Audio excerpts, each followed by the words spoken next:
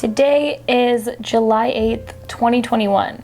So I'm a few days late, but we are halfway through 2021. If you're like me, you felt very inspired at the beginning of this year and set many goals for yourself and set very high expectations for the way that this year would go. Yet you might now find yourself mid-2021 feeling like you are not where you want to be, you have not accomplished the things that you said that you were going to, and that may be causing you to start having some self-doubt, low self-esteem. Some of you might be hanging onto your goals by a thread and you just feel so far away from them. Some of you may still be working on them very hard. Some of you may have given up already. Wherever you are at, I believe you have scrolled across this video for a reason. It's time to reflect. We can look at the glass half empty or we can look at the glass half full, right? We can look at the year as halfway over, or we can look at it like there is still half of the year left. And that's a whole lot of time to achieve the things that you want to. That's a whole lot of time to change your life, to change yourself, to change your circumstance. Whatever position you are stuck in right now, a lot can happen in 6 months. For some of us, or probably even most of us, we know that the only person in our way is ourselves.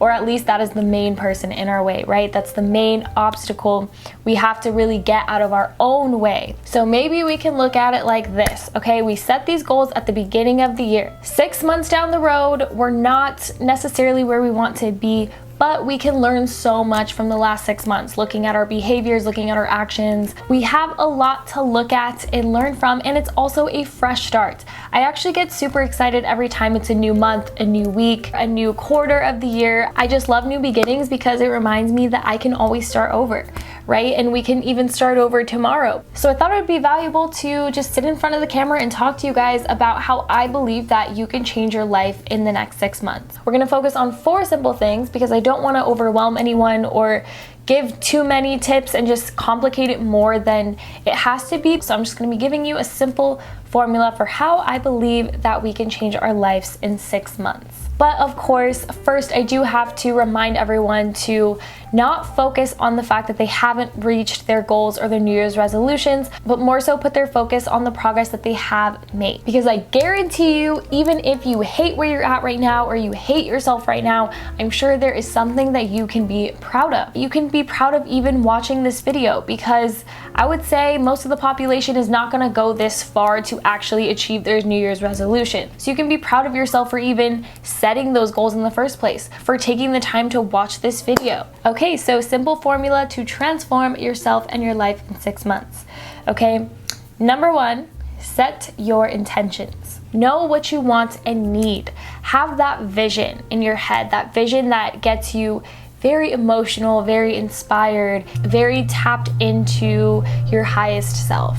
Something that has helped me a lot is at the beginning of this year, I wrote down a short version of the vision that I want for myself in my life. And every time I'm feeling stuck or unmotivated, sometimes when I feel that way, I'll read my vision because it reminds me of the life that I want. It actually kind of mentally puts me there for even a few minutes. And because I'm so clear about this vision, I know what matters the most to me in life.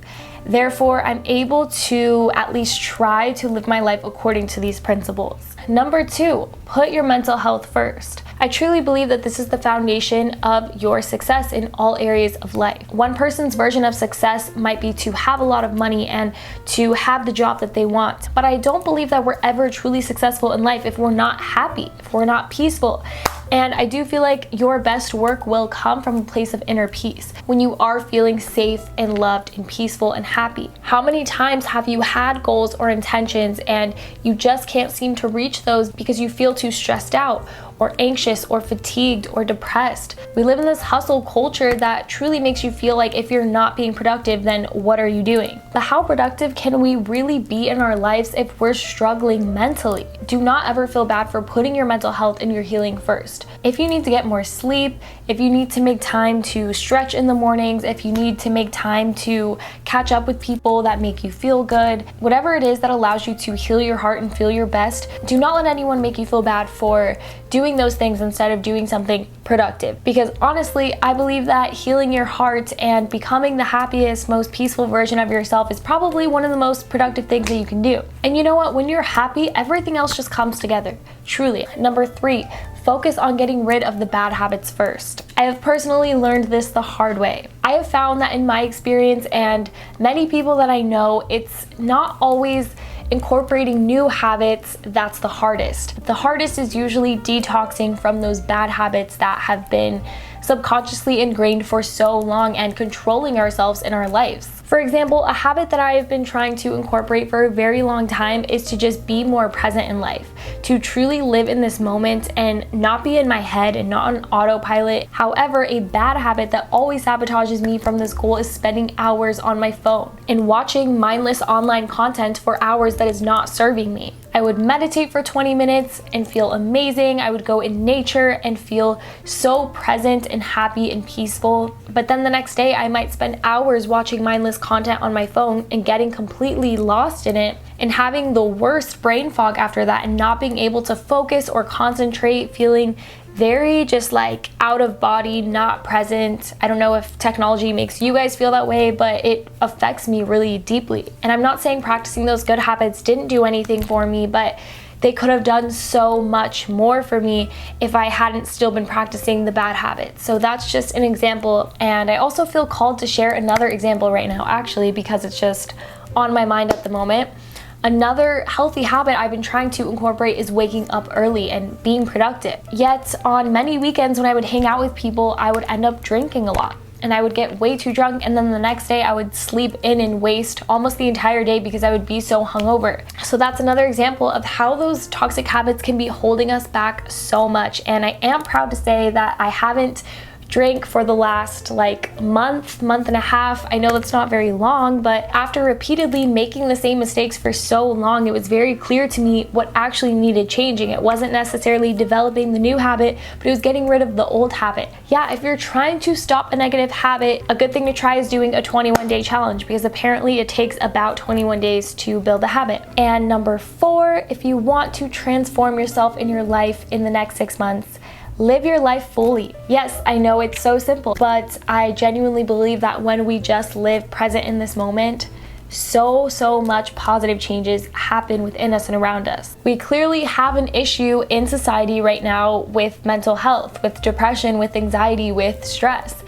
And it's so clear that the reason that those issues are so common in people nowadays is because we are not truly living our lives. We are not there. We are not here for our lives. We're not fully here. But think about how special the next 6 months of your life and the rest of your life would be if you truly found joy in every single detail.